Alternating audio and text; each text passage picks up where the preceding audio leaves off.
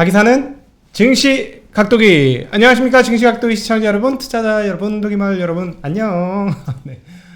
오늘 참으로 멋진 6월 22일 화요일 아침이 밝았습니다. 오늘도 화창한 날이에요. 햇빛이 얼굴을 좀 이렇게 때려도 썩 나쁘지 않은 것 같습니다. 이렇게 자연광, 자연 채광이 참 좋다라는 생각이 드는 아침인데, 이제 슬슬 본격적으로 좀 더워집니다. 근데 사실 많이 더운 건가요? 예전 같았으면 6월 이쪽쯤 되면은 거의 한여름 아니었던가요?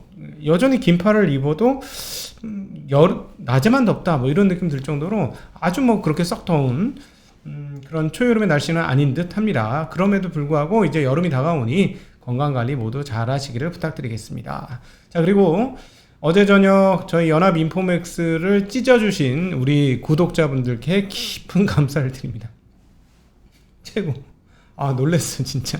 여러분들이 무슨 뭐랄까 특공대 간 것처럼 해가지고 쫙 평정을 시키는 그것들을 보면서 정말 놀랐고, 연합 인포맥스라는 거대한 그 보도 채널이 저희 도기마을 분들로 인해서 충격에 휩싸였습니다. 너무나 충격을 많이 받아서 저희도 뭐 더불어서 같이 충격을 받고 너무너무 감사하고, 어떻게 뭐 이거 좀 보답할 수 있는 방법이 없을까 고민하는데, 저희가 한번 보답할 수 있는 방법을 계속 구하도록 하겠습니다. 그리고 네이버 오디오 클립과 팟빵에서도 여러분 이렇게 하트 땅땅 찍어주셔가지고 저희 등수가 경제에서 급상승하고 있습니다. 저희보다 10배 이상 큰 채널과 어깨를 겨루기 직전까지 올라왔어. 이런 놀라운 일이, 이게 다이까 골리앗인데 이런 일도 벌어지네요. 이렇게 함께 해주셔서 진심으로 감사합니다. 보다 좋은 내용으로 여러분 만나뵐 수 있도록 계속해서 일신이우일신 이게 안 되네. 일신이우일신 하도록 하겠습니다. 한마디로 미국 시장 오늘 어땠나요? 너무 쫄았나봐. 연준이 형이 우리 편이잖아. 맞아, 그치? 이런 분위기였다. 자, 다 정리되죠? 싹 정리되죠? 너무 달렸어 우리가. 이런 분위기가 난 하루가 바로 오늘의 미국 시장 아니었나 싶습니다. 자, 그러면 갑자기 목미 하는 존재가 또 생기죠. 한국 증시, 일본 증시, 목미? 우리는 무엇인가? 나는 누구인가? 여기는 어디인가? 하는 거지. 그나마 우리는 괜찮아. 일본 3.29%나 빠지면서 나는 목미? 뭐 이런 분위기. 오늘 일본 시장 어떨지 정말 궁금해지네요. 지금 어제 그렇게 뺨에 도륙을 맞으면서 어떨까? 물론 이제 일본의 특징적인 상황이 있습니다. 뭐였죠? 어제 오후장에서 말씀드렸습니다만, 일본 정부가 더 이상 ETF를 사주지 않는다. 일본 정부가 이제는 국가의 채권을 사주는 수준에서 넘어가서 뭐예요? 이제는 그 주식까지 사줬잖아. 주식이라는 건 민간 기업인데 중앙은행이 발권력을 동원해서 민간 기업을 사줬다는 게 좀 웃기는데, 이제 그것을 그만뒀는데 거기에 좀 충격을 받았다라는 점, 그런 부분이 있긴 했었는데, 그럼에도 불구하고 미국 시장과 연관이 없다고 할 수는 없겠죠. 미국에서 이제 긴축을 하게 되자 그런 흐름들을 보여주게 된 건데, 즉 무슨 말이냐? 일본 투자자들은 일본에 투자하는 것보다 미국 채권에 투자하는 게 훨씬 낫다. 어쨌든 금리도 없는데, 금리가 높잖아. 금리가 높은데 이제 더 이상 금리가 안 올라가. 즉 채권 가격이 안 떨어질 것 같아. 그러니까 일본 입장에서는 미국 국채에 투자하기가 나쁘지 않았다라고 볼 수 있죠. 그런 부분도 적지 않아 있었던 것 같습니다. 네, 그 부분도 분명히 있다. 이 내용이 조금 어려우실 수 있는 분들은 나중에 아니면 과거로 제가 월요일 아침마다 했던 것만 꾸준히 보시거나 토요일 아침마다 했던 거를 보시면 그것만 셀렉해서 보셔도 조금 도움이 되실 거라 이렇게 보여집니다. 어쨌든 지난 주말 충격을 수습에 나서게 된 것이 오늘 미국 시장의 마감이었다 이렇게 볼 수 있는데, 우리는 여기서부터 고민을 해야 될 바가 있습니다. 지수가 얼마 올랐다 떨어졌다 이거보다는요, 지금 지수는 S&P 500 1.4%, 다우존스 1.76%, 나스닥 0.79%, 러셀 2000은 2.13% 올라가면서 전반적으로 다 올랐습니다. 반면에 반도체 주식들은 별로 그렇게 아주 좋은 모습을 보이지 못하고 엇갈리는 양상을 보여주었는데요. 왜냐하면은 인텔이나 퀄컴 등 큰 회사들은 좋았습니다만 AMD, 엔비디아 이런 쪽은 조금 떨어지는 양상을 보여줬기 때문에 좀 헷갈리는 양상. 그럼에도 불구하고 필라델피아 반도체 지수는 0.6% 올라가면서 마무리가 됐고요. 또 특이한 점은 브라질 보베스파가 제일 좋아. 세계에서 제일 좋아. 0.67% 또 올랐고, 그 다음에 환도 브라질 헤아라가 제일 좋아. 제일 좋아. 5에서 4로 떨어지려고 그래요. 자, 이제 브라질 채권에 투자하신 분들, 구원의 빛이 서서히 다가오고 있습니다. 서서히 구원의 빛이 다가오고 있어, 여러분들. 근데 이제 채권 값은 떨어지고, 환율은 올라가고 있는데, 환율에 멍들었잖아요. 180원인가까지 빠졌었죠? 근데 지금 220원 정도 수준이니까, 브라질 국채 투자하신 분들, 서광의 빛이 비치고 있습니다. 현재 근데 이 장에서 우리가 지수나 이런 것들보다 생각해야 될 건 뭐냐면, 결국 지금 상황은 뭐라고 볼 수 있냐면, 테이퍼링을 하는 실제와, 이 테이퍼링이라는 여기에 담겨 있는, 우려감이라든가 이런 것들과 이것에, 경기 상승과 실질 인플레이션 기대감, 이 두 개가 맞붙어서 싸우는 상황이다.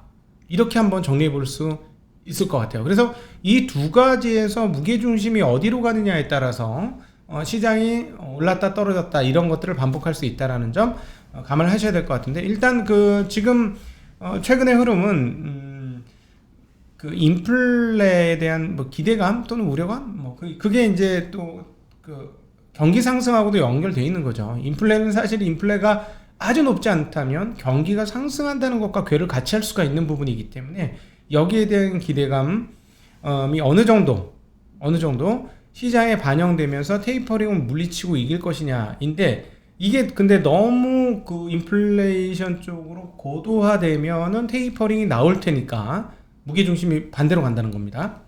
약간 헷갈리는 얘기긴 하지만, 자, 어쨌든 BR 레이트, 브레이크 이븐 레이트죠. 본전 금리가 5년물 2.43%까지 과거 대비 많이 떨어졌습니다. 전일 대비로는 올랐습니다만 4.8bp가 2.43까지 지금 떨어지면서 뭐라 그럴까요? 지금 인플레이션 기대감이 극단적으로 올라서 그것이 테이퍼링의 망령을 불러왔는데, 이 부분들이 조금 가라앉았다는 거예요. 이 부분들이 좀 가라앉고, 그런데 인플레이션 기대감이 극도로 치솟으니, 너무 지나친 그러니까 서머스 옛날 재무장관, 지금 교수님이죠. 서머스 재무장관이 지금 너무 과열되고 인플레이션 우려가 크다라는 얘기 지금 계속하고 계시거든요. 어쨌든 이게 이렇게 되고 나니까 테이퍼링의 망령이 왔는데, 테이퍼링이 무서워 안 무서워? 무서워 안 무서워? 오늘 하루 지나고 나니까 이게 세면 이게 안 무서워요, 여러분. 그러니까 제가 말씀드렸지만 인플레이션이 경기 상승과 일부 이렇게 같은 모양새가 있죠. 보통 경기 상승할 때 물가가 떨어지나요? 보통 물가가 오르죠. 인플레가 나타나는 거예요, 경기 상승 때. 근데 이제 이게 되게 세게 나올 것 같으니까 테이퍼링을 불러올 거라는 불안감에 시장이 빠지긴 했지만, 다시 한번 곰곰이 생각해 보니까 경기가 상승하는데 테이퍼링 좀 한다고 문제가 돼야 한대. 그리고 지금 어차피 당장 할 것도 아니야. 괜찮네, 넘어갈 수 있어. 이렇게 되는 거죠. 계속해서 말씀드렸듯이 경기 상승의 엔진, 추동력이 굉장히 세면 사실 테이퍼링 아니고 금리 인상이 와도 올라요. 지수도 같이 오를 수도 있습니다. 해당 중 핵심 기업들은 더 많이 오르고요. 그럼 우리가 과거에 어디서 경험했죠? 2004년, 5년, 6년에 경험했잖아요. 금리 매번 FOMC 회의할 때마다 0.25%씩 막 똑똑똑똑 계단식으로 올라왔습니다. 그때 그림 보면 이렇게 올라갔는데도 불구하고 지수 계속 과열로 가고 버블로 갔죠. 금리를 올린다고 시장이 죽는 건 아니라는 얘기예요.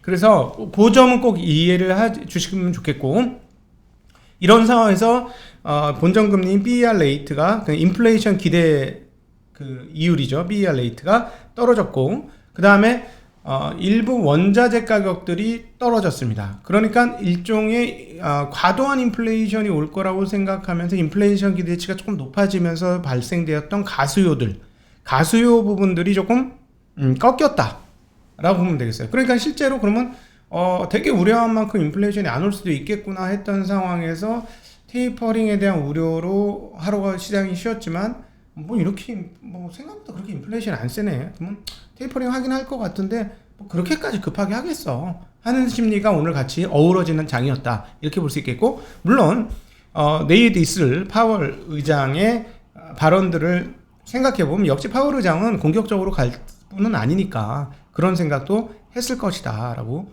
충분히 생각해 볼 수 있겠습니다. 자, 그러면 이제부터 여기서 시장은 무슨 생각을 하는지를 보셔야 되는데, 시장은 경기, 유동성, 인플레, 테이퍼링, 이 사이에서부터 이제 셈법이 이제 복잡해지는 거죠. 자, 그래서 말이죠, 여러분. 오늘 장을 보면서 아침에 딱 눈 뜨자마자 보면서 또 그랬죠. 역시나 제가 잘한 게 하나 있다라고 말씀드릴 수 있는 게 시장을 너무 예상하지 말자. 그리고 잔파도는 그냥 당하자. 잔파도에 다 대응하지 말자. 이런 말씀 많이 들었고 저희 마을 분들은 그 얘기들이 어떤 얘기들인지 잘 알고 이제 좀 익숙해지셨잖아요. 그러니까 그 역시나 너무 대응을 열심히 잘할 필요가 없어요. 어떻게 다 맞춰 이거를 못 맞춰. 그러니까 사실은 뭐 기업에 더 집중해야 되고 이런 것들이 맞는 건데 자 지금 상황들을 보면 유동성은 어때요? 여전히 많죠.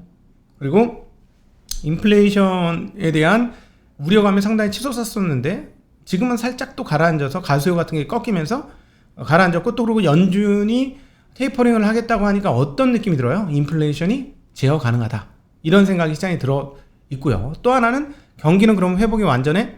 회복은 하지만 완전하진 않고 그리고 또 경제 전체적으로는 코로나 여파와 또 회복이 될 거라는 심리가 서로 공존하는 이런 애매한 상황이다 라고 지금 시장을 정리해서 말씀드릴 수 있겠습니다. 오늘 조금 계속 이렇게 약간 추상적인 얘기를 하니까 좀 어려우실 수도 있겠는데 어찌되었건 연준 의장 오늘 하루 정말 방어가 잘 된 거고 생각보다 많이 올랐어요. 너무 반등이 크지 않나 할 정도로 많이 올랐는데 암만 해도 이제 파월 의장을 지금 더 믿었던 것 같다 이렇게 얘기했는데 왜 이렇게 말씀드리냐면 지금 그 연준 총재들의 발언이 있었는데 이런 발언에도 별로 영향을 받지 않았기 때문에 제가 이런 말씀드립니다. 제임스 블러드 얘기했죠. 자 이제 완전 비둘기에서 완전 매파로 바뀐 경제가 연초에 예상했던 것보다 훨씬 더 강한 위치에 있다.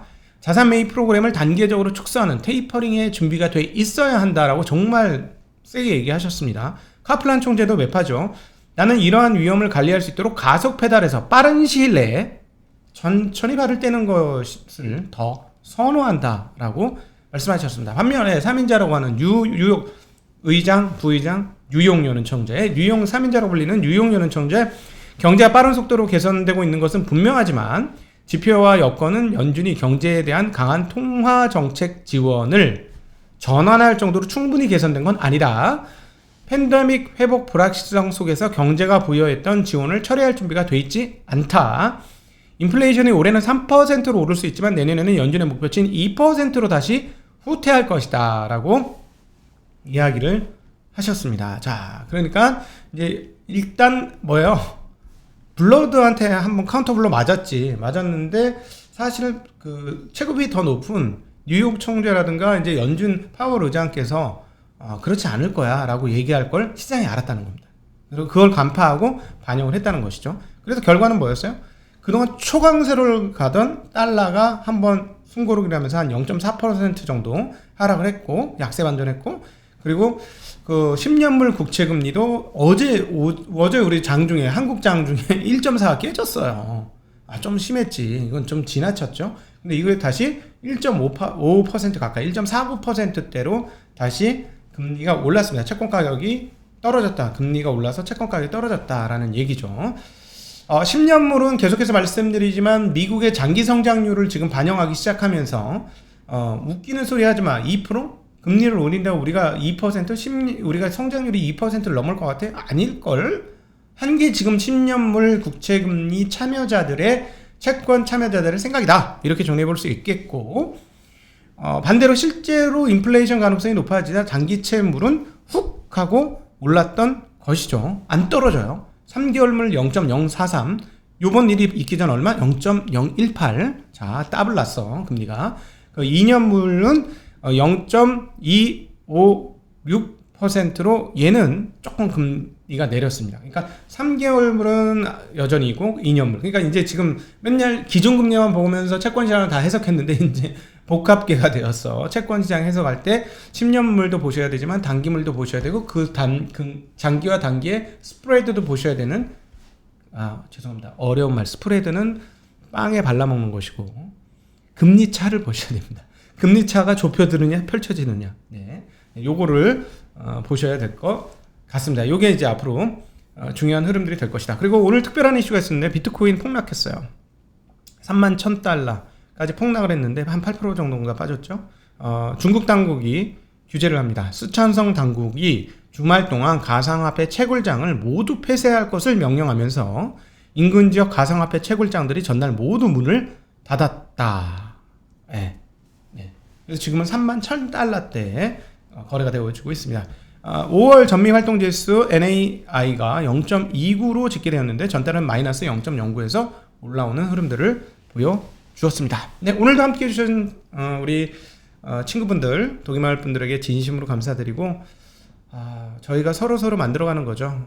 제가 여러분들한테 미국 시장이나 한국 시장 정리하면서 약간의 도움을 드렸다면 여러분은 저를 성장시켜 주시는 자양분이 되셨습니다.